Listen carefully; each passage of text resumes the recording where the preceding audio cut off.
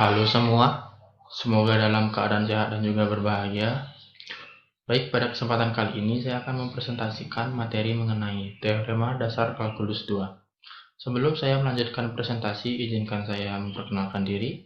Nama saya Kadekena Darmawan dengan 3 digit NIM akhir 040 dari kelas 2B Pendidikan Matematika. Baik, yang pertama kita memiliki notasi. Notasi yang pertama ini yaitu integral fx dx. Notasi ini digunakan untuk menghitung antiturunan dari fx. Antiturunan dari fx sendiri yaitu f besar x. Baik, yang pertama kita memiliki contoh soal, yaitu kita coba menghitung nilai dari integral x pangkat 3 dx. Integral x pangkat 3 dx sama dengan 1/4 dikali x pangkat 4 ditambah c.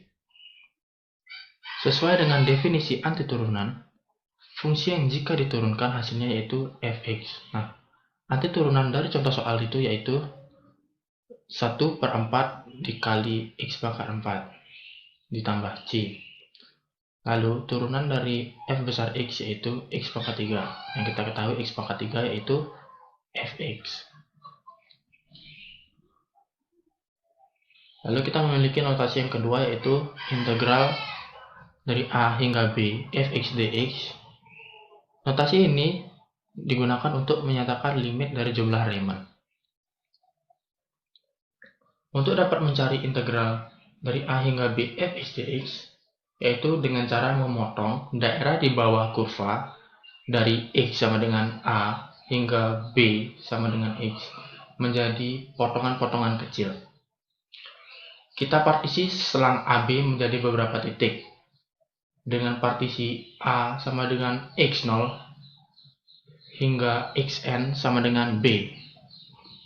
Lalu kita ambil sebarang titik, misalnya xi bar di xi dikurangi 1 hingga xi. Kita buat partisi xi bar menjadi sebuah persegi panjang. Kita sebut persegi panjang xi bar.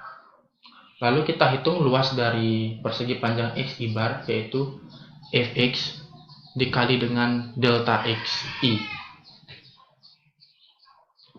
Itu hanya menghitung satu partisi saja atau satu persegi panjang saja dari A hingga B. Lalu jika kita menghitung semua partisi dapat dicari dengan definisi dari integral tentu, yaitu integral dari A hingga B fx dx sama dengan sigma f xi bar dikali delta x dari i sama dengan 1 hingga n norm p mendekati 0.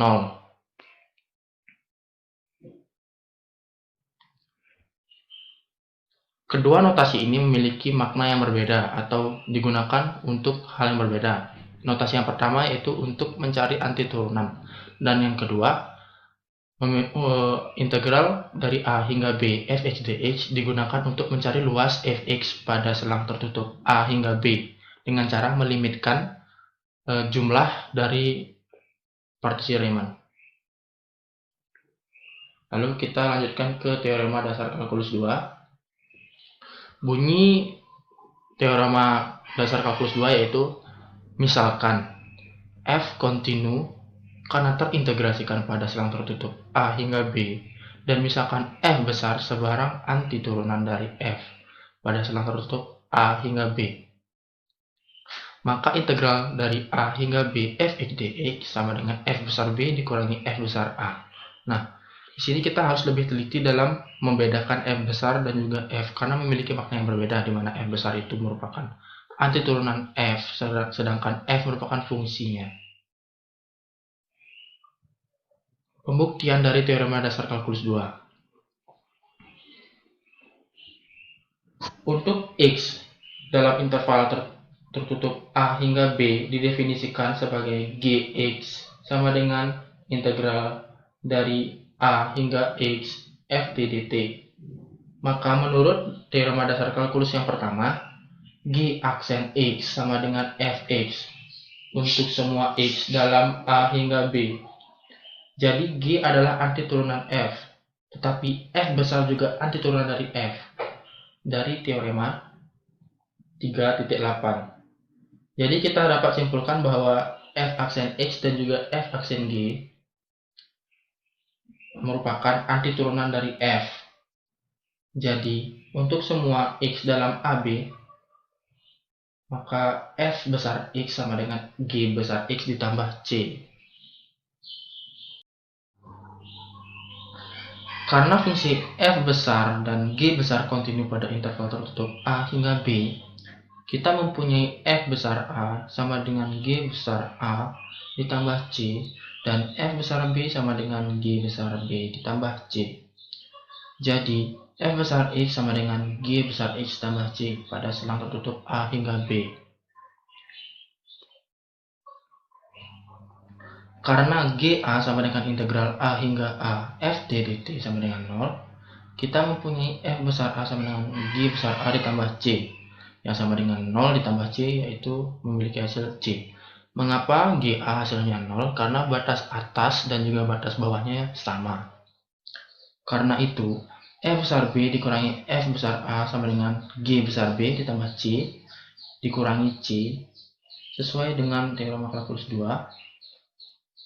G besar B sama dengan integral A hingga B Ft dt. Lalu kita lanjut ke contoh soal yang pertama. Carilah integral dari 0 hingga 3 x kuadrat ditambah 3 dx. Maka integral 0 hingga 3 x kuadrat ditambah 3 dx sama dengan 1/3 dikali x pangkat 3 ditambah 3x ditambah c dari 0 hingga 3. Lalu kita gunakan teorema kalkulus yang kedua, menjadi 1/3 dikali 3 pangkat 3 ditambah 3 kali 3 ditambah c yang memiliki hasil 18. Lalu dikurangi dengan 1/3 dikali 0 pangkat 3 ditambah 3 kali 0 ditambah c yang memiliki hasil 18. Lalu 18 dikurangi 0, maka memiliki hasil akhir 18. Lalu kita ke contoh soal yang kedua, yaitu hitunglah integral dari 0 hingga pi per 2 cos x dikurangi sin x dx. Maka integral dari 0 hingga pi per 2 cos x dikurangi sin x dx sama dengan sin x ditambah cos x dari 0 hingga pi per 2. Lalu kita dapat terapkan teorema dasar kalkulus kedua, menjadi sin pi per 2 ditambah cos pi per 2 yang memiliki hasil 1, lalu dikurangi dengan sin pi per 2 ditambah cos pi per 2 yang memiliki hasil negatif 1. Lalu 1 dikurangi negatif 1 yang memiliki hasil akhir menjadi 2. Lalu kita lanjut ke teorema yang kedua, yaitu aturan substitusi untuk integral tak tentu. Bunyi dari aturan substitusi untuk integral tak tentu sendiri yaitu misalkan G, fungsi terdiferensiasikan, dan misalkan bahwa F besar merupakan antiturunan F, maka integral f gx g aksen x dx sama dengan F besar gx ditambah c. Lalu kita ke pembuktian aturan substitusi untuk integral tak tentu, yaitu dengan menerapkan aturan rantai. Menjadi turunan dari F besar gx ditambah c menjadi F besar aksen gx g aksen x sama dengan F gx g aksen x.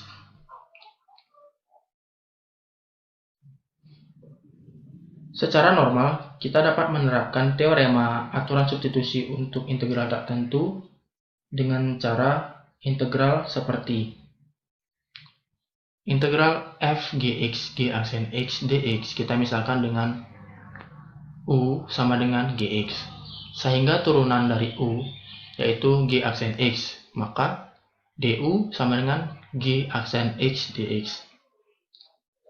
Maka integral ini menjadi integral f gx g aksen x dx sama dengan integral fu du sama dengan f besar u ditambah c dengan memiliki hasil akhir f besar gx tambah c, di mana u sama dengan Gx, lalu du sama dengan G aksen X dx. Lalu kita lanjut ke contoh soal yang pertama. Hitunglah integral cos 4x dx. Maka kita menggunakan cara permisalan, yaitu misalkan u sama dengan 4x, sehingga turunan dari u yaitu 4 dx, sehingga du sama dengan 4 dx. Jadi integral cos 4x dx sama dengan integral 1/4 dikali cos 4x 4 dx sama dengan 1/4 integral cos u dikali du sama dengan 1/4 dikali sin u tambah c yang memiliki hasil akhir 1/4 dikali sin 4x tambah c. Lalu kita lanjut ke aturan substitusi untuk integral tentu. Bunyi dari teorema aturan substitusi untuk integral tentu yaitu misalkan G mempunyai turunan kontinu pada selang tertutup A hingga B, dan misalkan F kontinu pada daerah nilai G, maka integral dari A hingga B fgx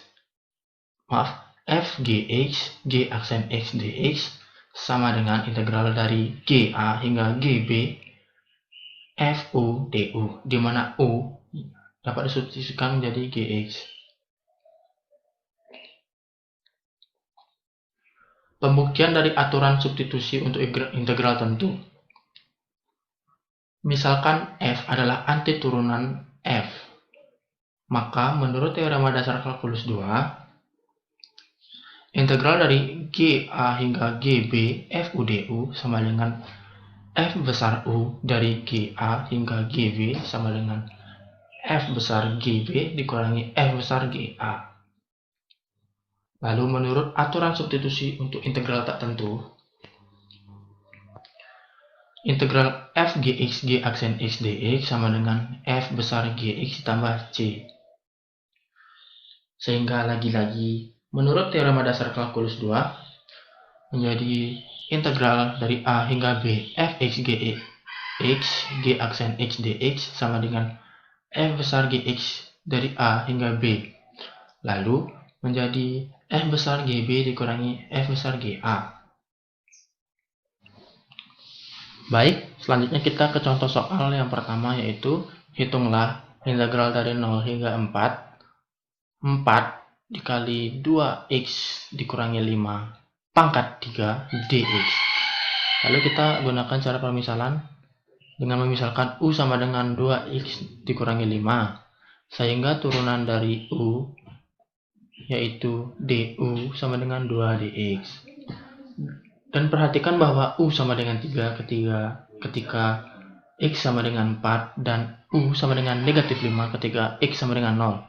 Jadi integral dari 0 hingga 4 dikali 2x dikurangi 5 pangkat 3 dx sama dengan integral dari negatif 5 hingga 3 2u pangkat 3 du sama dengan 2 dikali u pangkat 4 dibagi 4 dari negatif 5 hingga 3 sama dengan 2 dikali 3 pangkat 4 dibagi 4 lalu dikurangi negatif 5 pangkat 4 dibagi 4, lalu memiliki hasil akhir 2 dikali negatif 544 dibagi 4.